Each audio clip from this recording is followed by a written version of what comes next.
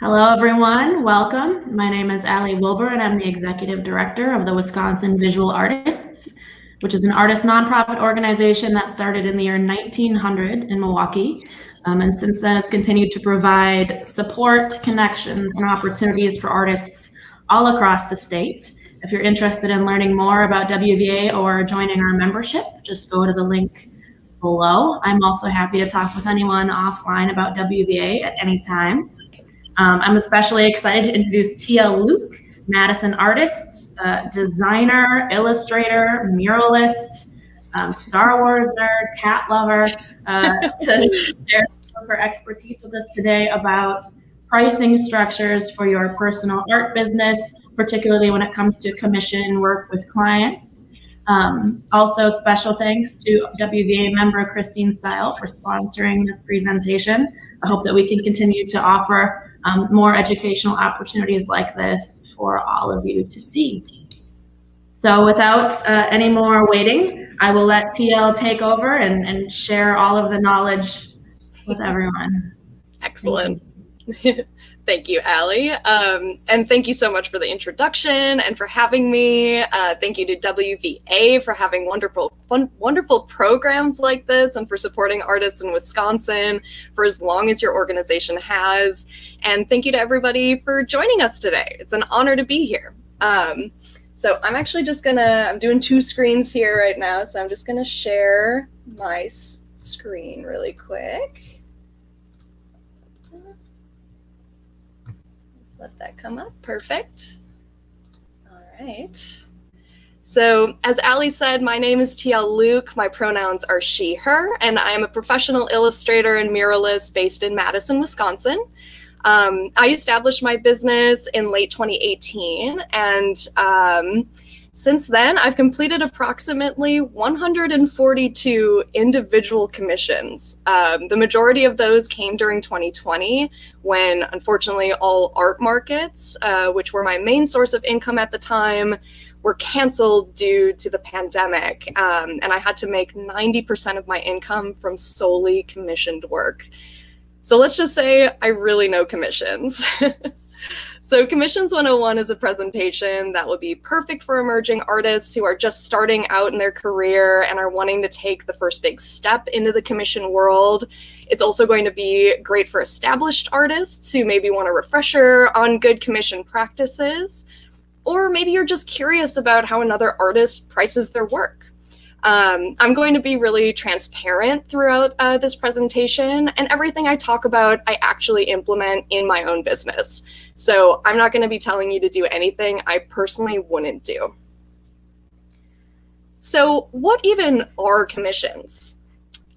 The way I and many other professional artists define commissions is simply custom work for a paying third party. For example, perhaps you're a painter and your friend comes up and wants a portrait done of their dog. If they offer to pay you for it, that's a commission. If they just want you to use that expensive new BFA or MFA for dog painting exposure, that would be a gift. So commissions equal money and income, gifts are for free. It's important to make this distinction because you're doing yourself a real disservice if you're giving away art for free while you're trying to make a viable career for yourself as a professional artist. So this presentation will not be covering anything that has to do with free art. Today we'll be covering the basics of commissions, so basic business structure, value and pricing, gaining clients, contracts and security deposits, and finally client relationships. These are the essential building blocks that I personally use in my own business that if you can grasp it here, you will have no problem taking on a commission for yourself. So let's get started with the business structure. The question I hear most often is, am I ready to start doing commissions? And if you're asking that question, chances are the answer is yes. Inevitably, though, the next question is, but how? So I knew that I was ready to take on commissions when I knew I wanted to have a profitable business, full stop.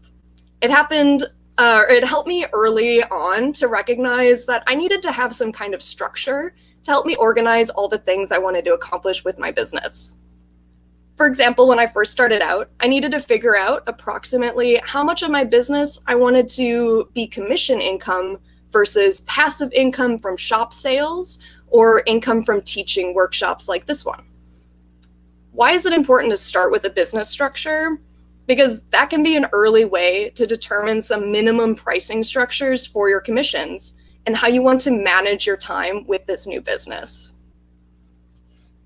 So here's a very, very basic example of what a business structure can do for you early on.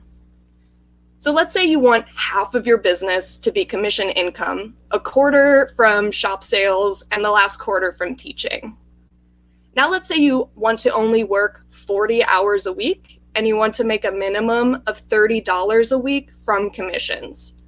Because you want half of your income to be from commissions, that could suggest maybe you allot 20 of those 40 hours towards commissions for the week. In 20 hours, let's say you average about 3 commissions. If you do 3 commissions in 20 hours and want your weekly commission income to be $300, a minimum price could equal $100 per commission. Now, while that's probably not realistic to anticipate a fixed dollar amount every week or to have a commission that's only $100, the point of this exercise is really just to challenge yourself to get out of the art school, I make art and there's no way to put a price on it, and get out of that mentality and move into thinking like a business owner. This exercise just forced you to put a minimum price on your work when maybe you hadn't even thought in terms of like that until this moment. So my hot tip is to sit down, write some short and long-term goals for yourself, and try to visualize what your business could look like so you can create a loose timeline for reaching those milestones. These short and long-term goals listed here are actually examples I pulled from my notes in 2018 when I first started my business. And laughably, even though I'm a professional illustrator, you'll see I still have not learned any formal training for Adobe Illustrator. So these goals can come at different little intervals. So next, let's talk about value and pricing. Every artist's favorite subject. Unfortunately, I'm kidding. It's maybe just my favorite subject. I talk about money a lot with my fellow business owners because it's important. It's good to talk about money, especially with people in your field, and especially for artists. People like to use artists as props to make beautiful art, and it's easy to help people like that continue to take advantage of low prices when artists keep undervaluing their own work. So that's why I want to begin this section with this fact. You are a professional providing a service. Memorize it. Making custom art for a paying third party is literally providing a trade service for a client who cannot do what you do. You are valuable, and you need to remember that fact because you are embarking on a journey where you'll need to self-advocate. But the fact that you're here today means you got this because you're ready to be that pro, right? So you have a prospective client and they give you details about how they want their dog painted, and they ask how much it'll cost them. So you have a couple of options that every professional providing a service uses, which is flat rate versus hourly. Flat rate is determined via materials plus estimated time it'll take. When starting a commission, you might estimate how much time this project will take you, plus the amount the materials will be, and then you give the client that total. That's the flat rate or the total rate. Hourly is determined via materials plus actual time it'll take. Sometimes that looks like telling a client that materials will be one price and then your hourly will be like X dollars an hour. You don't give the client a final total right away because that will depend on how long this project actually takes you. So what does that look like in practice when you're not even sure what your hourly should look like? I recommend doing what I did when I first started out, and that's to start a spreadsheet that records the total hours a commission took you, the amount you charged, and what that looks like per hour. If you haven't taken on your first commission, I recommend doing this on a few mock or like fake commissions, so you can determine what you think you would charge for the piece before you start, record your hours from start to finish, and then see what that hourly was. So when I first started out, I did 3 complex illustrations for a client and only charged him $100 each. Afterwards, I calculated the hours and realized I was only paying myself a minimum wage. Yikes. Then by the end of that same year, not only was I charging more, but I was also a lot faster. So no more minimum wage. When you're first starting out, I recommend starting with a flat rate. You're a novice. Even if you think you can roll with any subject a client throws at you, you're going to be surprised by how long some projects take over others. And the only way to figure that out is through experience. If you look at the screenshot from my first year, my hours were all over the place. Some things took almost 20 hours, while others only took 2. But that's okay because I knew my hours were going to be inconsistent. So starting out with a flat rate allows for you to quietly be figuring out your process behind the scenes, rather than penalizing the client for your inexperience by charging them hourly on something that would maybe take a seasoned professional 5 hours, but it took you 20. Once you get more experience, you can always switch to hourly later.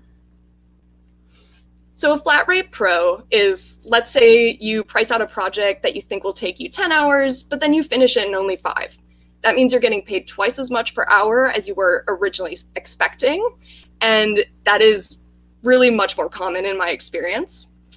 The flat rate con is the opposite happens. You take on a piece that you thought would only take a few hours, and then you've been working on it for a week, and you've realized you've made a grave mistake. So that takes us, oh, excuse me, just 1 second.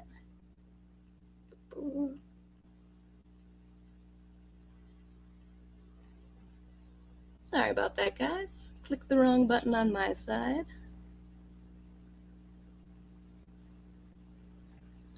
Okay. So that takes us to hourly. So I recommend hourly if you're feeling confident in your consistency, if every project is really different from the last. So for example, graphic designers tend to work hourly since each client requires a different type of label from the last. Or if you're working with a client who you suspect may change their mind a lot and you want to be paid for that extra time, do hourly. If you work digitally or edit on the computer a lot, Clocky Slim is a good app that organizes timing for projects and will automatically note the time if you stopped working for any reason. It's what I use right now. If you're a studio artist, record the time you got into the studio, including the time it takes for you to set up, record your breaks, and when you end up leaving the studio, including cleanup. If you're an illustrator who uses Procreate, that program automatically records your time, which is how I got really accurate hours my first year. The pros and cons of hourly are the pros and cons of flat rate reversed. So pro, if a piece takes more time, you can charge for that extra time, especially helpful when a client changes their mind a lot. Con, if a piece takes less time, you get paid less. The example here is that I charge $350 flat rate for a complex black and white digital illustration. But if I only charged, let's say, $50 an hour and ended up finishing one of those in 3 hours, which sometimes happens, I'd only get paid $150. So that's $200 less. So we covered flat rate, we covered hourly, but honestly, why not try both? I personally like to do flat rate and hourly, and I'm definitely not the only professional artist to do this. I charge a flat rate that includes 2 changes to the sketch and 1 change to the ink stage. I'm a digital artist, so I can update my inking. And then I charge $80 an hour extra for any additional changes. So having this pricing structure gives a little flexibility to my client, but also incentivizes them to really think about what they actually want, lest they have to pay 80 plus extra dollars for wasting my time. So mixing them really is the best of both worlds, in my opinion, and it works for me. But you can do whatever you like. That's just a little review of all of those. So we covered a lot in pricing and value, but I have a few more things I want to hammer home before we move on to the next subject, which is Do not undervalue your work just because you're afraid no one will hire you. This just allows a precedent for clients to keep underpaying artists across the board. Trust me, $30 is too cheap for a painting. So hot tips time. If you're an illustrator or graphic artist, please buy the Graphic Artists Guild Handbook of Pricing and Ethical Guidelines. It's a mouthful, I know, but it's required. I do not know a single professional illustrator who does not own this book. And then once you figure out your audience, which we'll be talking about next, you'll figure out your pricing, I promise. Try to keep pricing consistent and have a list of what your general pricing might look like so you can stay consistent. So mine are all on my website, and I reference that when I give clients flat rate. The only exception is businesses. So ask a business what their budget is first. They definitely have one. It will likely be more than you were going to originally price it, especially if you're first starting out. I was surprised by how much more expensive I could charge my commissions for businesses. All right. So you think you have a good idea of how commissions fit in your business structure. You kind of have a good idea of how you want to price things, but how do you gain clients? There are so many ways, but the ones I'm going to go quickly run through include markets, mailing lists, galleries and cafes, social media, and word of mouth.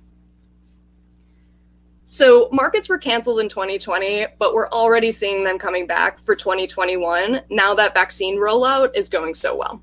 So this is finally relevant again. The first time I did this presentation, it was not relevant yet. When you're at a market, you're already showcasing the art you like to make. And if someone likes your work enough to buy it, they may like it enough to commission something for themselves. That's why I recommend putting a notebook on your table, on your market table, that asks people to put their information down if they're, one, interested in being added to your mailing list, and two, want to learn more about commissions.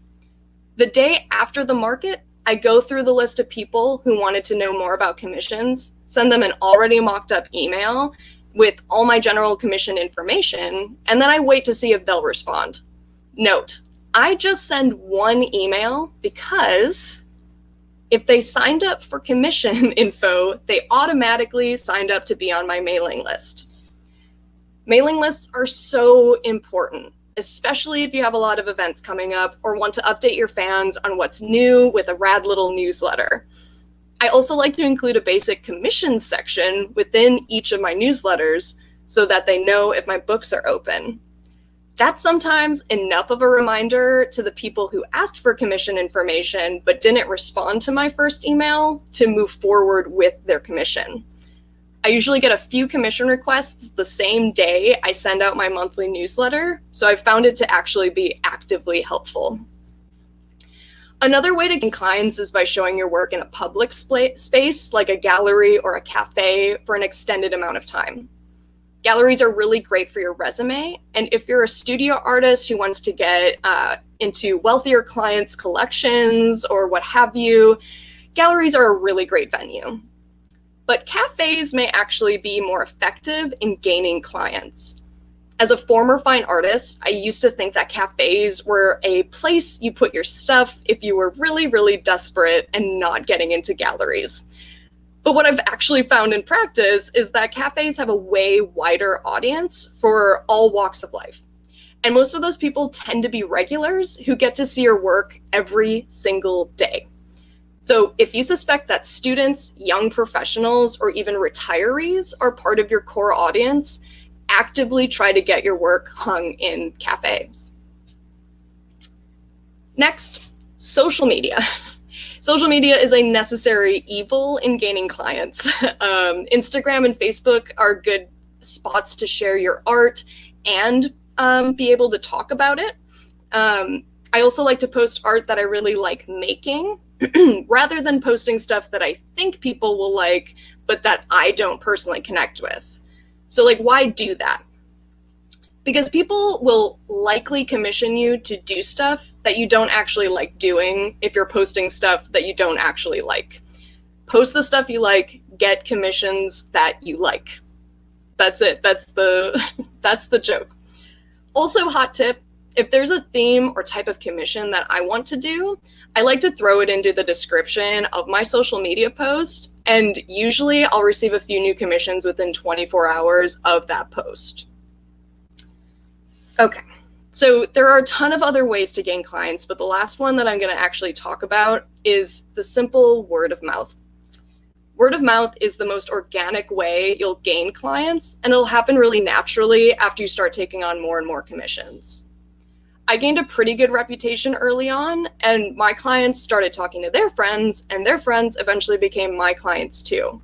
So if I didn't want to, for example, I could not do any of the last examples that I just gave you and still have pretty consistent commissions purely from word of mouth. You just have to be patient. Word of mouth can also come from you. My first commission happened because a regular at the cafe I worked at said he liked Star Wars and had just bought a new house. I asked if he'd like a few new Star Wars pieces for the new house, and he hired me on the spot. And yes, this was the piece I only charged $100 for. So you live and learn. Okay, so that's all for gaining clients. Let's discuss contracts and security deposits. Admittedly, this could be its own entire workshop. There are literally full semester courses in law school on just this subject. So please know that this presentation today will not be a step-by-step guide on how to write contracts. This will, however, be a very basic overview of when and how to use contracts effectively. So I picked several of my professional friends' brains before writing this presentation, and the conclusion is that we all do different things when it comes to contracts.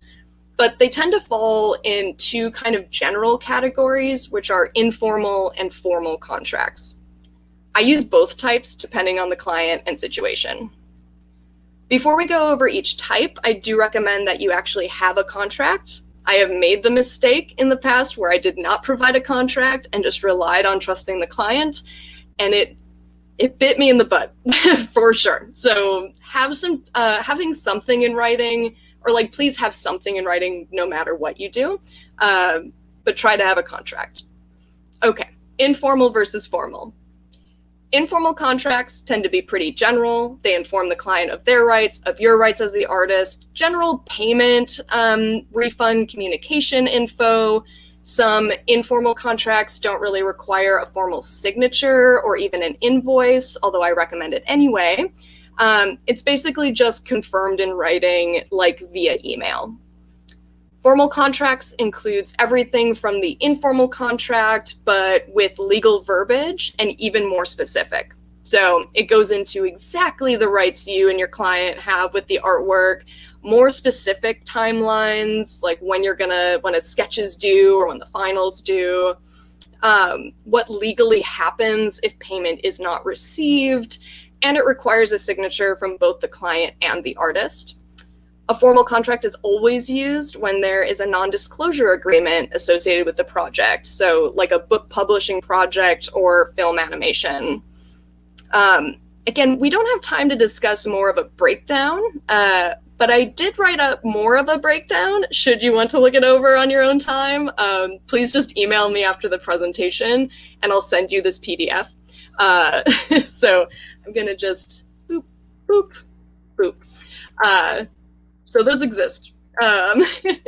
So next we're gonna talk about the must-have if you're going to start doing commissions is to require a security deposit, always. Security deposits are a measure of security for the recipient, which is to say, security deposits exist to make sure you get paid something should the client decide to stop responding or tries to not pay you for your time. Never start a project without getting paid a portion up front. This is standard practice for any type of contractor because, remember, you are a professional providing a service. So every trades professional requires a security deposit for their services, and you need to too. I have never had a client refuse to pay a security deposit, and if any would, that's a very big red flag, and I probably would not take them on as a client moving forward. Why require a security deposit? Because preliminary work on a project, like a sketch, like a model, is work. If it takes up any of your time, you must be compensated. If you're not totally sure how much a security deposit should be, this is how I personally break it down. Others do like 20 or 25% of the overall total. It's really up to you how you want to decide how to break that down. I like to estimate how long it'll take me to finish a sketch, which let's say is an hour and a half. Then I calculate what that would be with my hourly rate. In this example, let's say $50 an hour. That is not my current hourly rate.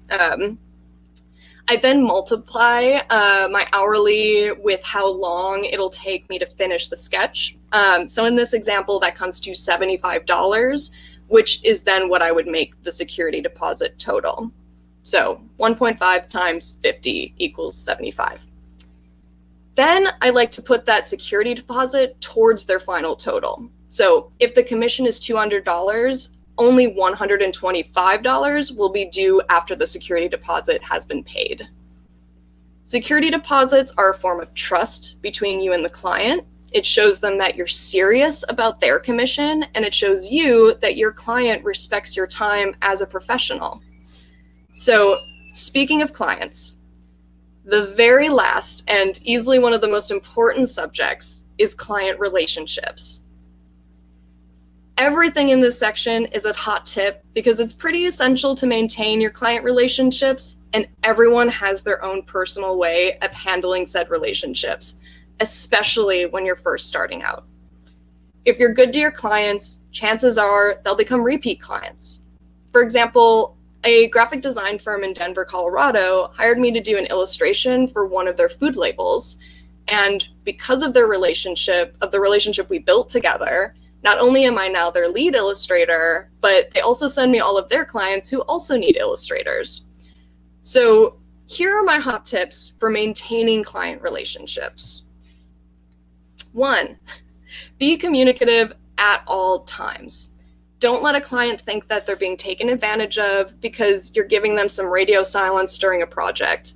Just communicate what's going on your end because your client cannot read your mind, unfortunately. 2, please be kind and patient. Clients are so very rarely artists themselves, so I like to reassure them that there are no dumb questions and I'm patient and clear with my responses. 3, keep deadlines. Artists have an unfortunate reputation for being really unreliable and being late with their work. Try to stay on time or early. If you can't, you may be overloaded and you should cut back on commissions. And full disclosure, that is where I've been until very recently. And it really sucks to be having to send out emails to clients because you're behind. It hurts. It hurts your soul when you have a good reputation for being on time. So try to keep deadlines. Try not to overwork yourself. That being said, this little asterisk, if there's a good reason for being behind and missing a deadline, and yes, poor mental health is always included in this, never destroy yourself to finish a project. Commissions are not life or death. Try to let them know ahead of time and see if they're okay with an adjustment to their deadline. 99% of the time, they'll be completely fine with a slight delay, as long as you communicate beforehand and not after the deadline going, I'm sorry, I've just been really sad lately. Try to do it beforehand if you can. It's important. And lastly, number 4, thank them. Even if they were a nightmare, chances are they may still have friends in high places who will want to be your client in the future as well. So be kind, don't burn bridges if you can avoid it. I really ran through this pretty quickly, you guys. So we're already at the in conclusion. So are you guys ready? In conclusion, this career rocks. Have fun with it. Don't overthink it. put out the work you want to make, people will want something similar, and then you can get paid doing what you actually like to do. People who want custom art tend to be really rad people. So again, don't overthink it too much. Nightmare clients are honestly rare, especially if you're doing this preliminary work to make sure that you're being taken care of. And you might be surprised when former clients become supportive new friends. Be professional and human, because you're working with other humans. We all make mistakes, and other people make mistakes too.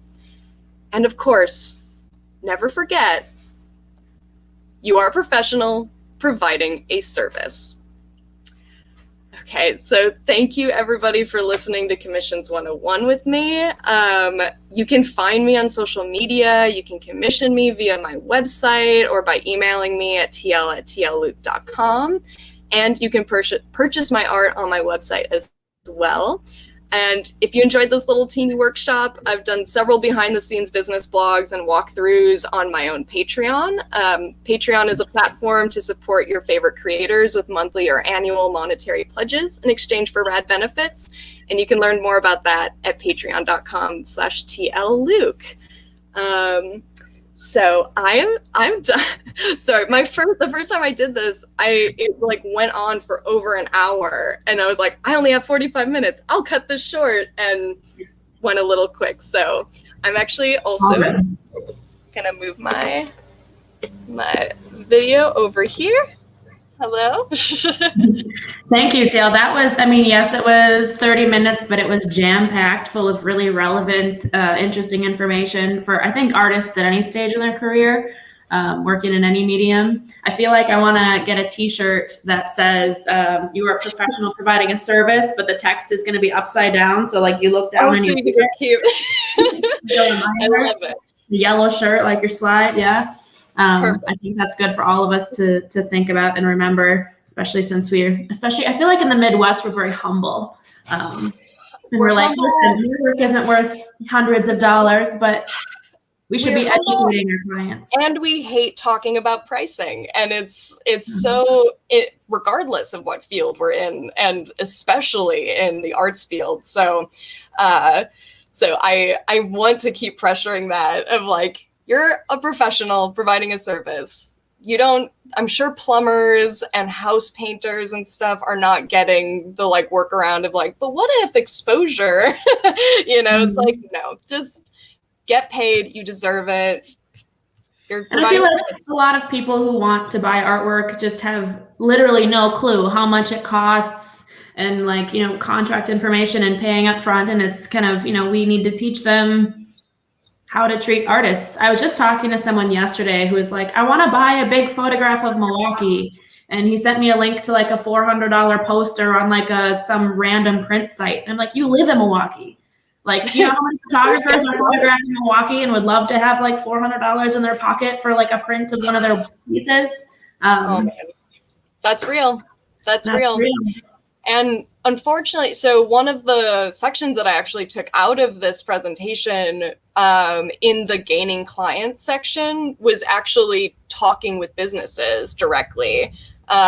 So reaching out to them via email or calling them, or now we can go in person, wear your mask and, going in person and actually talking with businesses and letting them kind of know like, hey, there are local professional artists here that instead of hiring somebody from California, to do a mural in Madison that they already did or so, like things like that. It's like, sometimes they just don't realize that they have actually really good working artists in their own cities. And it's unfortunately kind of up to artists and wonderful organizations like Wisconsin Visual Artists to like remind businesses and remind these people that aren't in this field, like, hey, we exist, like, please put your money back into the community instead of to who knows.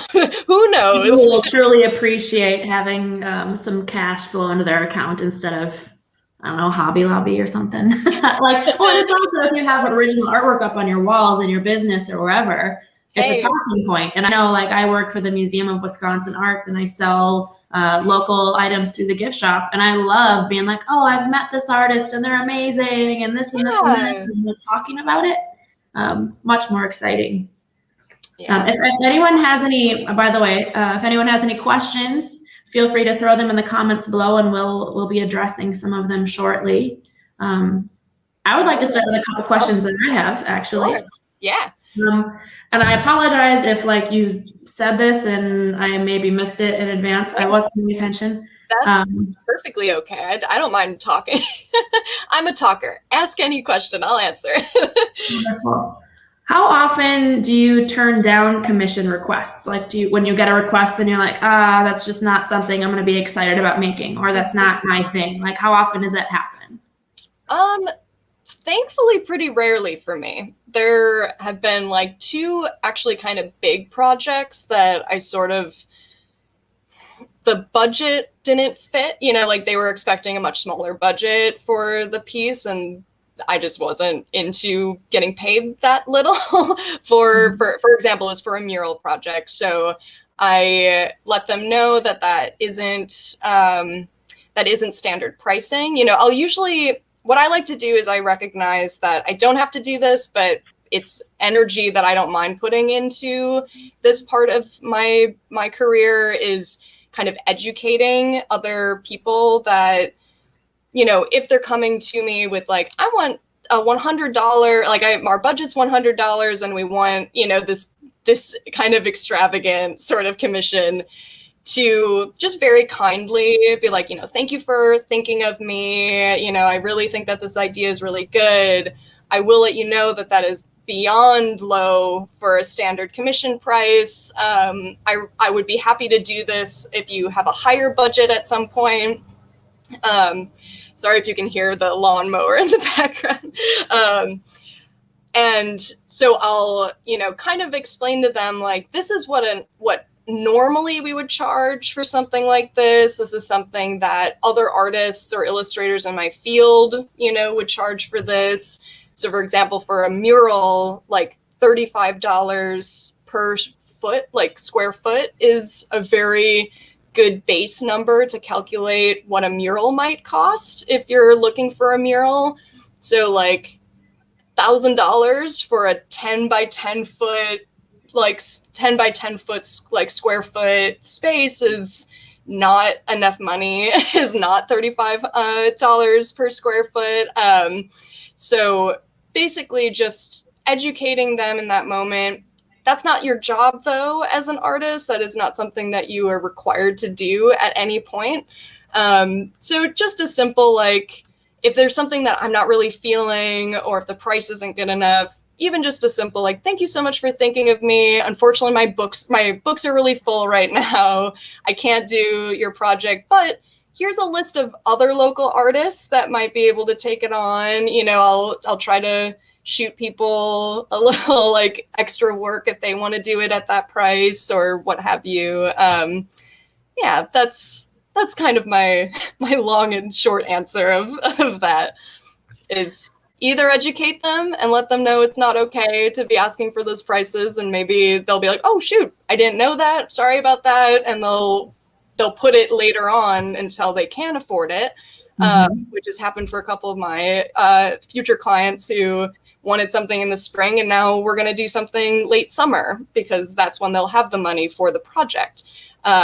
If they're really passionate to have you as the artist, they will wait for it. So that's very nice to know. If that's a scary thing to say no to a project because of price, you might still get it. But yeah, that's the answer. I know the WVA president, Jenny Gao, said something to me once that I think about often, especially mural pricing. I feel like people are so intimidated by how much that could cost, but she would say, okay, if you hire a painting company to come in and paint a wall one color, how much would that cost? And that's just painting it one color. That's not the design. That's not, Yeah, exactly. With a mural. I also think about Jenny Gao whenever I'm like, oh, man, should I just say yes to this? I could use $1,000 right now. So it's like, no. 1,000 is really hard to say no to. I understand that.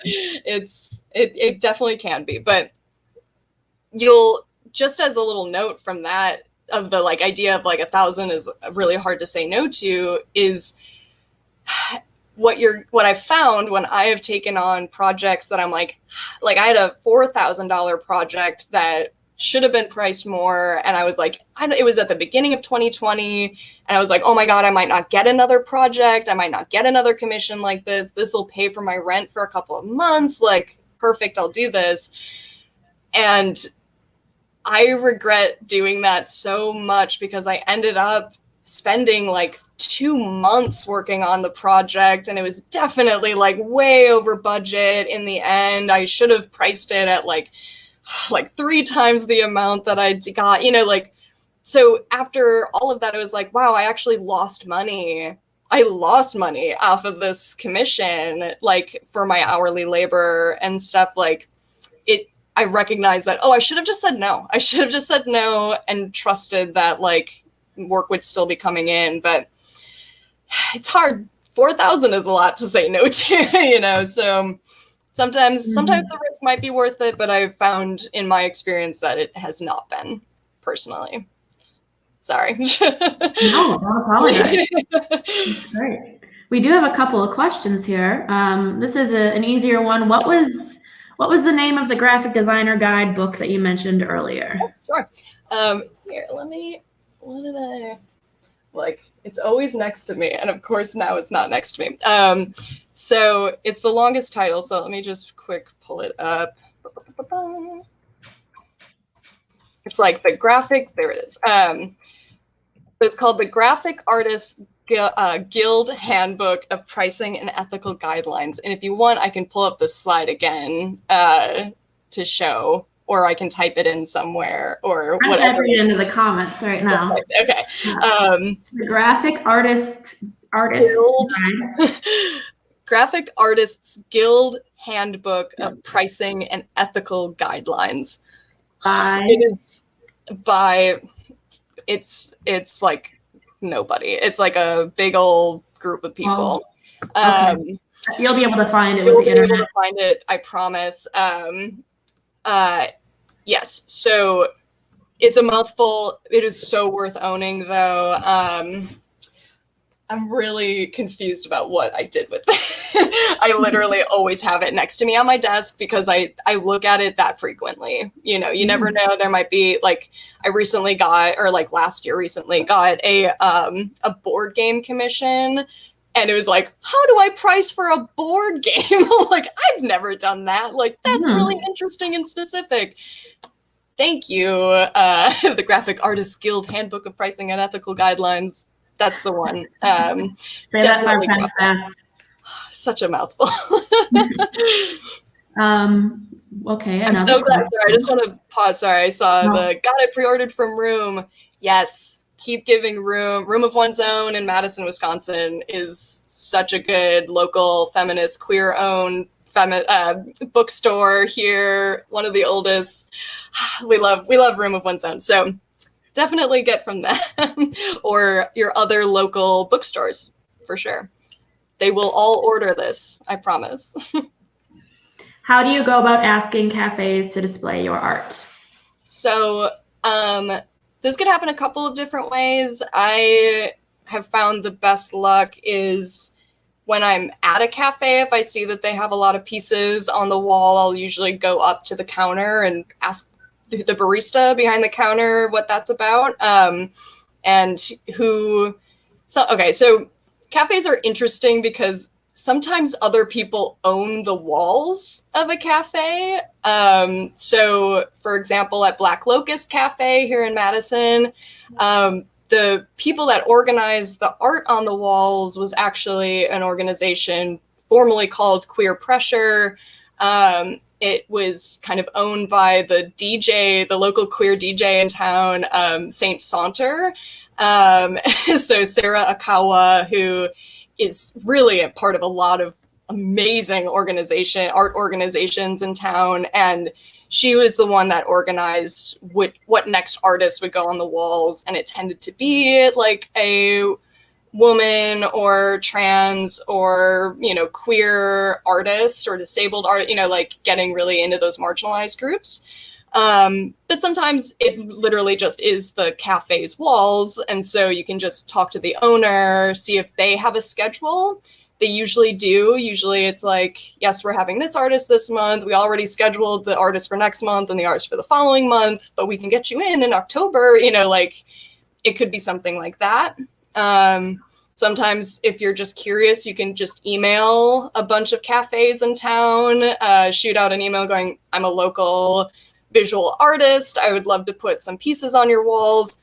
If you offer that you'll hang them yourselves, you might even get it like expedited a little bit. I worked for a museum for several years, and so had a lot of museum gallery hanging experience. So that got me into a few cafes. It's not as formal of a process. It really can just be shooting it out, giving them your Instagram or your website, basically your portfolio, and just doing it that way is pretty freaking good.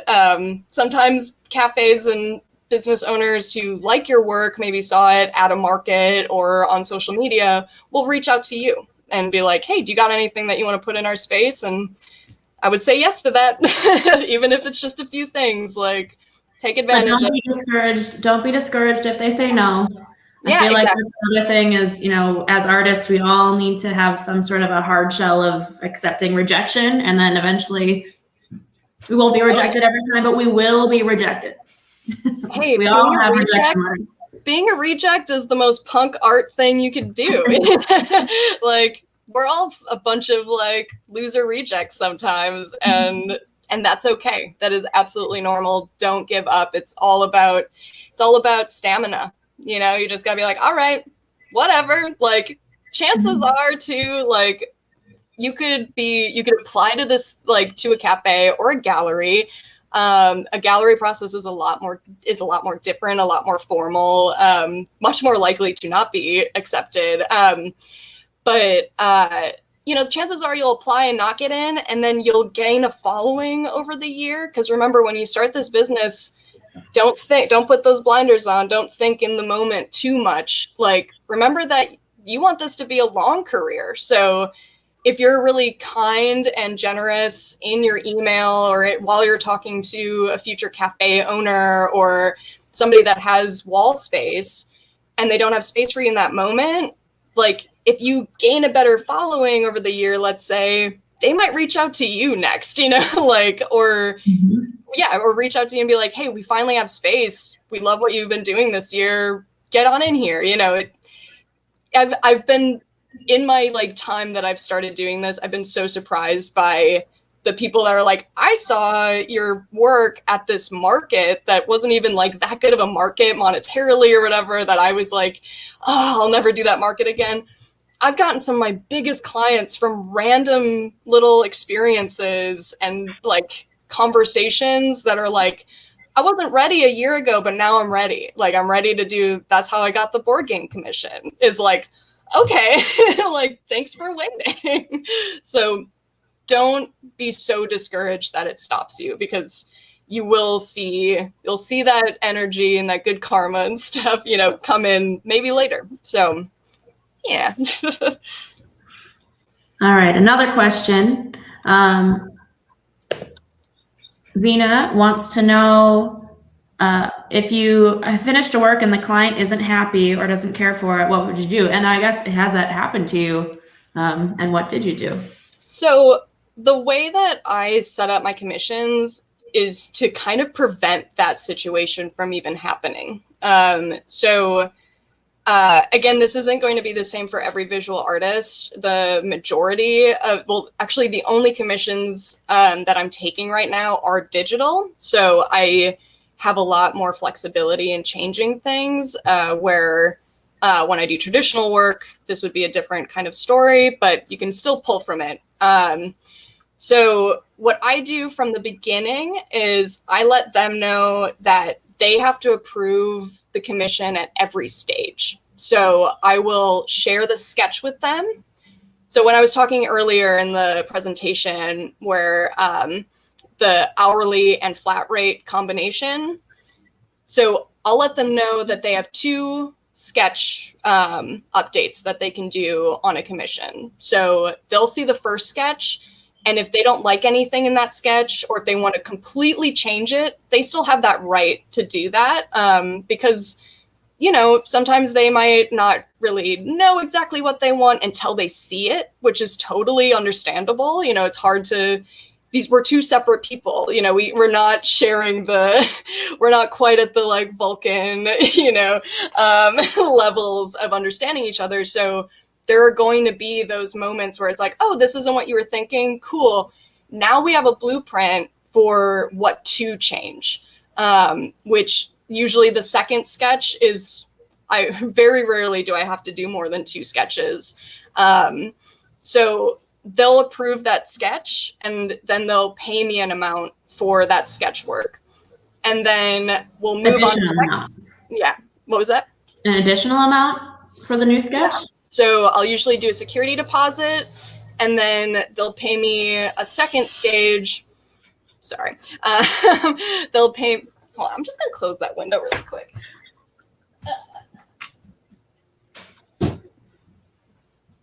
Sorry, guys. So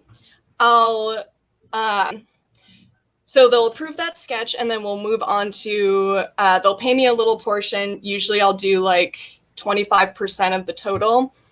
And then we'll move on to the ink stage. So we don't even move forward in the commission until they're satisfied.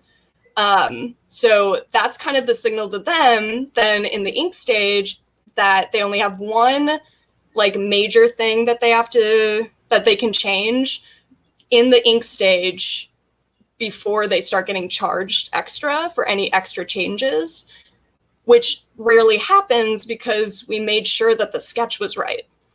So usually I don't really have many major changes.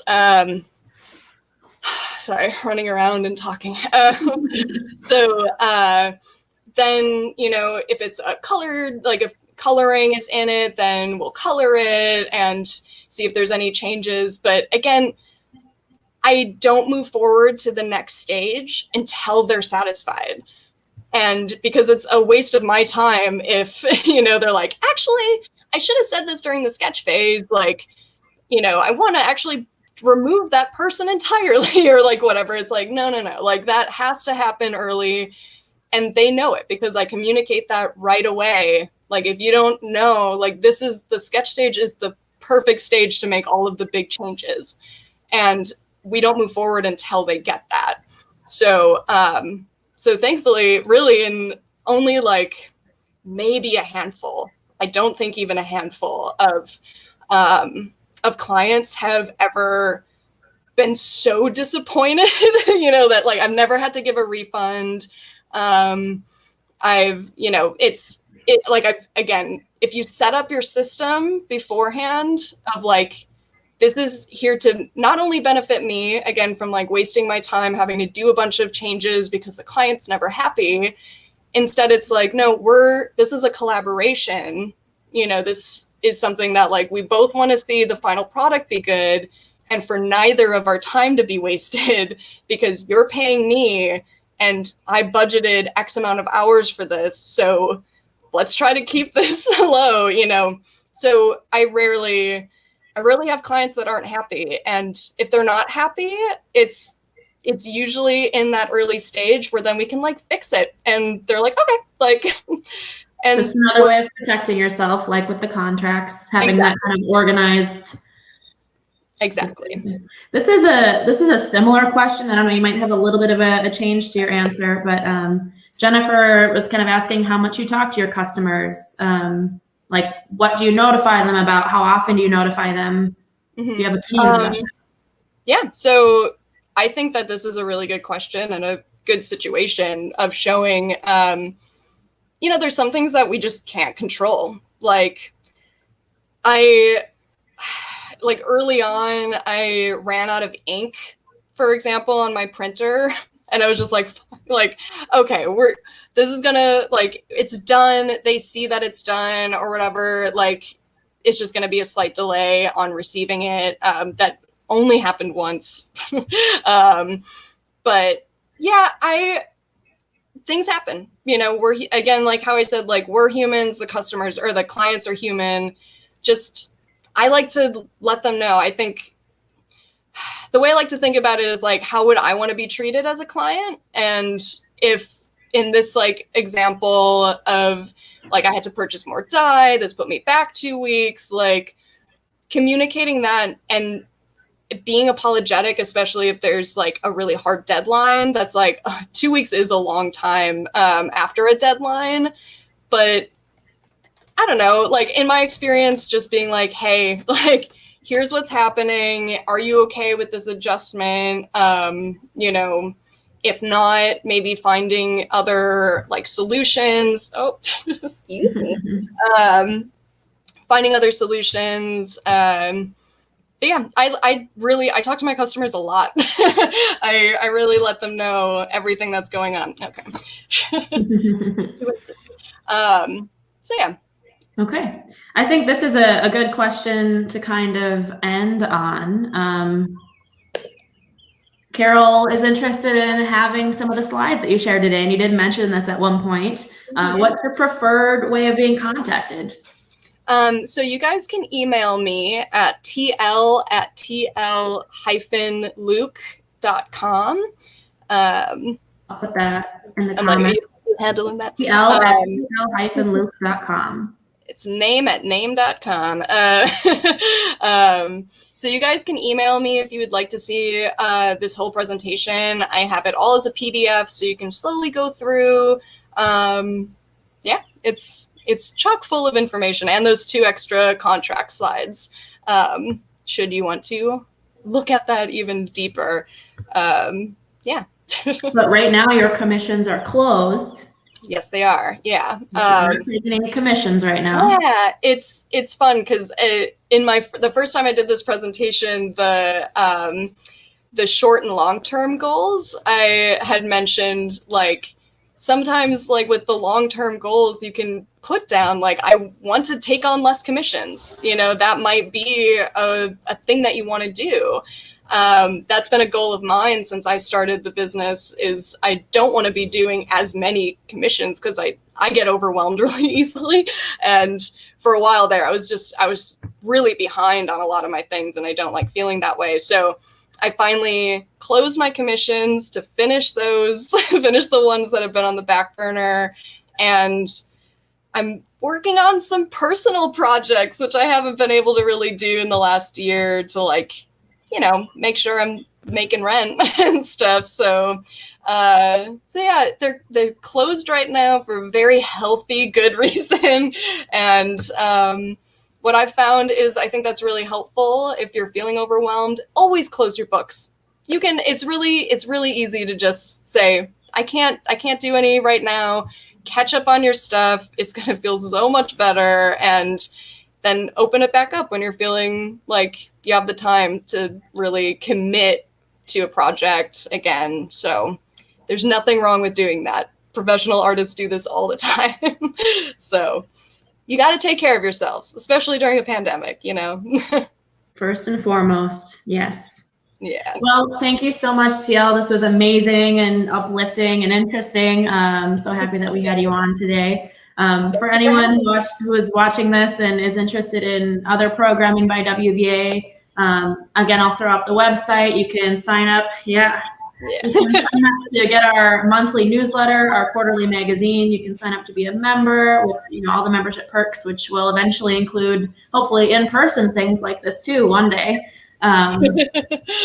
But yes, thank you everyone for watching. Thank you, TL, for doing an amazing job. Thank you.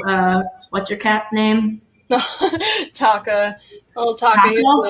Taka, like Taka. Oh, Taka. Yeah. Thank you, Taka, for the celebrity appearance. Everyone have a great Monday. His ego will get so big now. Thank you, everybody. It was so great to be here.